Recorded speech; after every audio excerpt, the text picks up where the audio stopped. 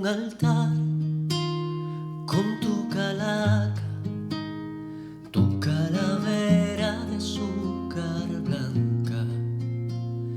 Tengo también tu pan de muerta, serví tu copa de vida, Macbeth irá gran reserva, y con la fe de los creyentes hice un camino de veladoras desde tu última caricia hasta la puerta de mi casa para no verte así,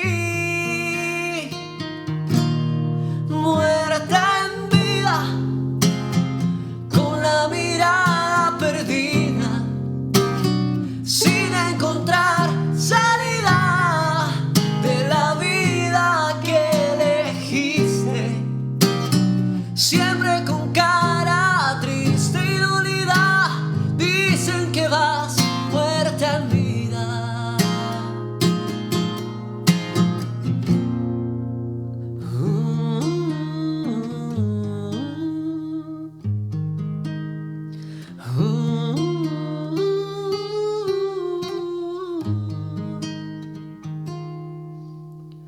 Hice trenzar una corona de cempasúchil